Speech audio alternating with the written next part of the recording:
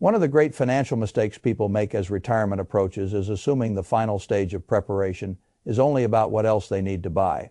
Another fund, another insurance product, another income stream, another layer of protection, another object that promises comfort, another thing for most of adult life that instinct feels natural. You build, you add, you expand, you acquire, you upgrade, you protect. That is how the middle decades usually work. But retirement is not simply middle age with more free time.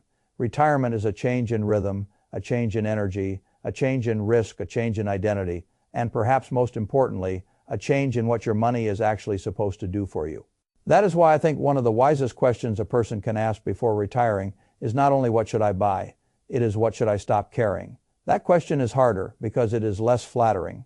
Buying feels like progress. Selling often feels like surrender. Letting go can feel like loss even when it is actually liberation. But I have watched enough people move into retirement to know something the public does not talk about nearly enough.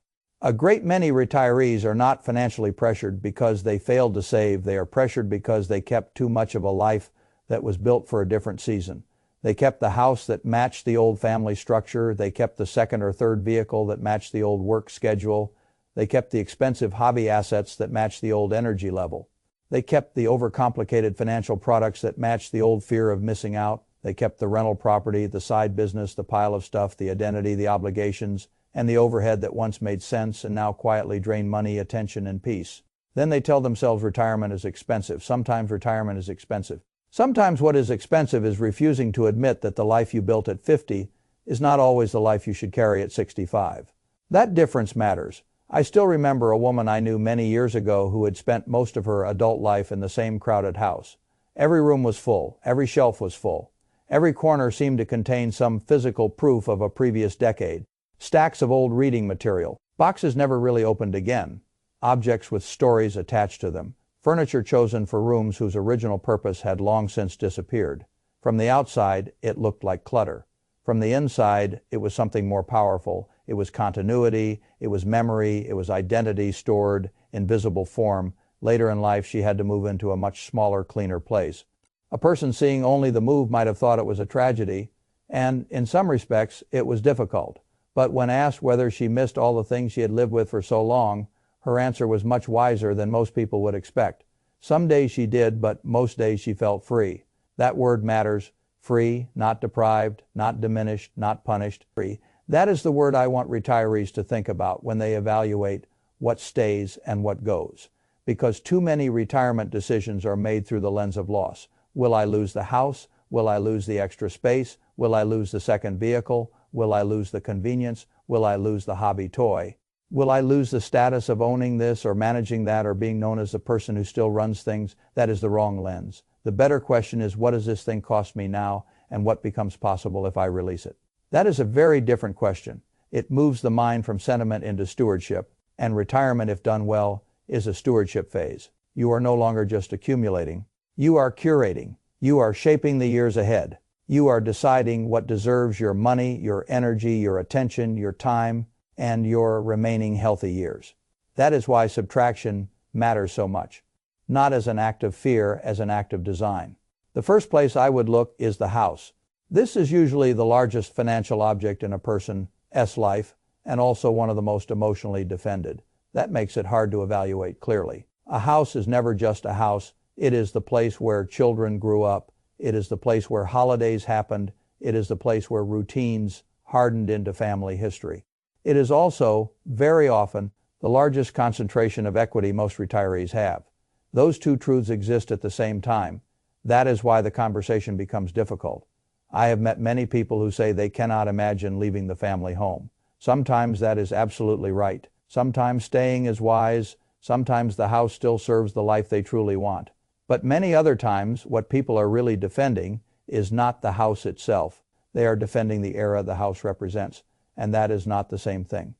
A house that made perfect sense for a couple raising children can become absurdly inefficient for two older adults living quietly, heating and cooling empty rooms, cleaning unused space, repairing systems they no longer truly need, paying taxes on square footage that does not meaningfully improve daily life.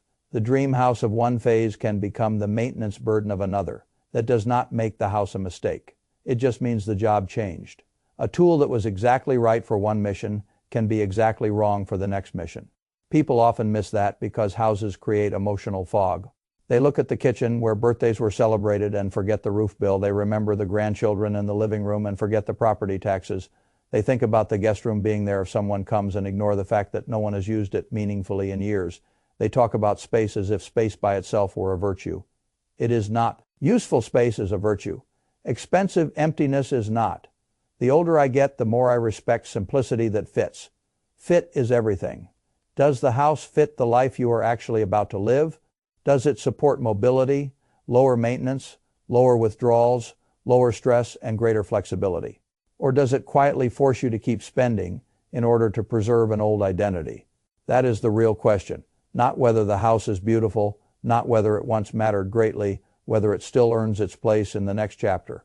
I have known retirees who sold large houses and found something surprising on the other side. They did not just save money, they got time back, they got attention back, they got energy back.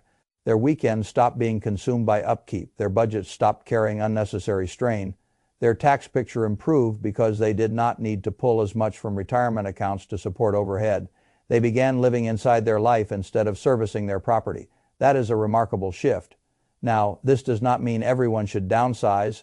That would be lazy advice. A person who truly loves the home, can afford the home, can manage the home, and wants to age there deliberately may be making a perfectly rational decision. But the decision should be rational, not inherited, not automatic, not defended, only because selling feels emotionally disloyal to the past.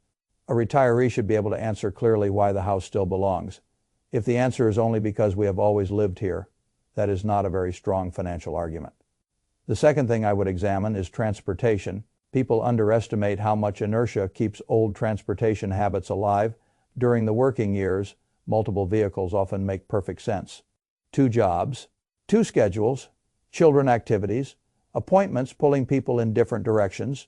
All of that can justify a 2-car household or more. Then retirement arrives, commuting disappears, the calendar loosens, and the household still behaves as if the old structure remains in place. A vehicle does not need to be driven much to remain expensive. Insurance still exists, registration still exists, maintenance still exists, repairs still arrive, depreciation still works, even when the car spends more time sitting than moving. This is one of those silent leaks that retirees often normalize because it feels ordinary. Ordinary does not mean efficient. I have seen households keep a second car mainly because it would feel strange, not to hate one that is not a good enough reason. Sometimes the second vehicle truly earns its keep. Fine, but it should be earning its keep, not simply benefiting from habit when the work years end. The question becomes more honest. How often is the vehicle actually necessary? Could the household coordinate? Could one nicer primary car and a few occasional rides solve the real need at lower total cost? Could the space, money, and maintenance burden be better used elsewhere? These are practical questions, and practical questions often produce uncomfortable answers. People rarely feel attached to the economics of the second car. They feel attached to the convenience identity of it. We have always had 2 cars. We should have 2 cars. We are the kind of household that has 2 cars. That is how inertia talks. I prefer arithmetic. If a second vehicle reduces life friction meaningfully and the household can support it easily, keep it if not selling. It can free cash flow, reduce annual costs, reduce mental clutter, and make the whole financial structure lighter. That matters more in retirement because cash flow matters more. A younger household can sometimes absorb a bad transportation choice with future earnings. A retiree is often funding that choice out of capital that should be preserving freedom. That is a different standard. The third category is one that can make people unexpectedly defensive because it is less visible than a house or a car. Overly complex investments and high-fee financial products. These are some of the most stubborn retirement drags because they arrive wearing the costume of sophistication. A person owns an old variable annuity layered with fees and riders nobody in the household can fully explain, or a whole life policy bought under circumstances that made sense 20 years ago and feel less compelling now, or a mutual fund charging far too much for very average exposure, or private funds that create paperwork, K1 forms, delay, illiquidity, and a level of administrative burden wildly out of proportion to their actual benefit. This is not an argument that every complex product is bad. Some have a place, but I have watched complexity survive in portfolios, not because it is excellent, but because unwinding it requires admitting that more complicated did not necessarily mean more intelligent. That is emotionally difficult for many people. The financial world makes a fortune by convincing people that difficulty must equal value. I have rarely believed that simplicity is not ignorance. Often it is discipline. A retiree does not merely need return. A retiree needs clarity. The spouse should understand what is owned. The beneficiaries should understand what exists. The tax situation should be manageable. The fee drag should be reasonable. The number of accounts should not resemble a scavenger hunt. I have seen people approach retirement with assets scattered across too many institutions, too many account types, too many legacy arrangements, too many products bought in different decades for different reasons. That is not diversification. That is clutter with statements. Consolidation is underrated because it does not feel exciting, but it can make a family's financial life far safer, far easier, and far more manageable. The goal is not merely to own assets. It is to own assets in a structure you can understand, monitor, maintain, and eventually pass on without burdening the people you love. That is part of stewardship too. If a retiree dies leaving behind a tangle of accounts, products, and fees that take months to decode, that is not clever wealth management. That is administrative debris. So yes, I would ask very blunt questions. What do we own that is too expensive for what it delivers? What do we own that nobody can explain simply? What do we own that adds paperwork, cost, or confusion without enough benefit to justify itself? What could be simplified without materially harming the plan? That is not decluttering in a decorative sense. That is financial refinement. And I have watched refinement do something beautiful for retirees. It reduces the number of mental tabs left open. That matters more than many people realize. The fourth place I would look is what I call unused toys and expensive memory. RVs, boats, motorcycles, ATVs, timeshares, classic vehicles, jet skis, collections with carrying costs, all the things that once symbolized possibility, adventure, leisure, and identity. These objects are tricky because they are rarely defended with pure logic. They are defended with memory. I used to love this. We thought we would use it more. It represents our best years. I cannot tell that story by looking at a spreadsheet. That is true. A spreadsheet is not the whole story, but neither is nostalgia. And nostalgia is very expensive when it comes with storage, insurance, maintenance, repairs, registration, and the creeping reality that the object is now being preserved more often than used. That is the line retirees need to examine honestly. Are you still living the thing or merely storing the memory of the thing? Those are not the same. I have known people who own boats they barely touched, vehicles they drove twice a year, and vacation timeshares. They had long since stopped enjoying but kept funding, because to let them go would have felt like admitting that a version of themselves had ended. That is exactly what many retirement decisions are really about. Not money, identity. Can I let go of the proof that I was that person? I think a wise retiree learns to keep the joy and sell the dead weight. If you love one classic car and truly use it, perhaps that belongs. If you own four because each one says something about your history, and three of them now spend the year silently billing you for the privilege of sentiment, then perhaps the history is being carried in too expensive a form. The same is true of recreational vehicles. If the RV is central to the retirement you truly intend to live, keep it. If it has become a monument to an idea you once had and now rarely act on, be honest. An object that costs you money, space, energy, and thought should do more than flatter a story. It should be serving the life you are actually living. If it is not, then selling it is not deprivation. It is a release of trapped capital and trapped attention. Many people underestimate how freeing that feels. They think they are selling a pleasure. Often they are selling a burden disguised as future pleasure. That is a meaningful difference. The fifth category is one people often hesitate to sell because they describe it using positive language.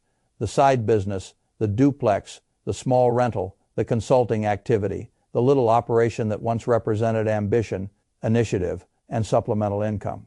There is nothing wrong with these things. Many are excellent. But retirement changes their cost. That is the piece people miss. A side business owned at 45 may be energizing. The same business owned at 68 may be an administrative machine that keeps dragging you back into problem-solving, paperwork, tenant issues, repairs, tax forms, late night calls, staffing concerns, or the kind of stress you thought retirement was supposed to reduce. Income is not free if it keeps charging your piece in exchange. This is where I think retirees must become more honest about the difference between ownership and obligation. Some assets create income with very little ongoing emotional tax. Others create income while quietly colonizing your schedule and your mind. A duplex may look productive on paper. It may also become a steady source of interruption, concentration risk, and decision fatigue. A side business may feel hard to release because it provided meaning for years. Fine, but if the business no longer serves the retirement you want and instead traps you in complexity, then perhaps it is time to convert complexity into liquidity.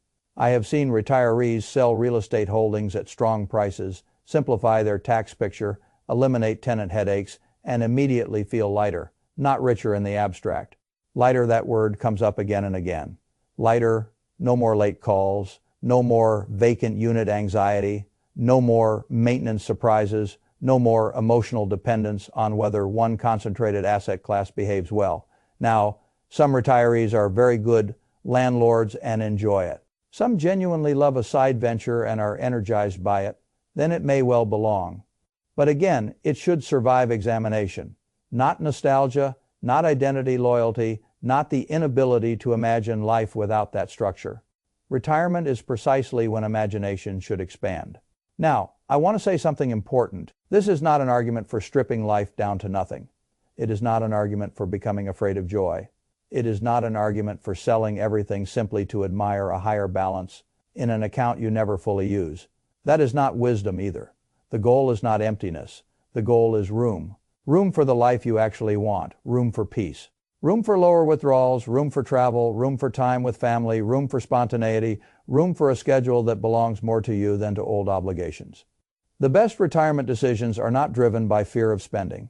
They are driven by clarity about what spending and ownership are for. If a thing strengthens the life ahead, keep it. If it mainly strengthens the illusion that you are still living an old life, reconsider it. That is the standard. And there are 3 questions I like when a retiree is trying to decide whether something should stay or go.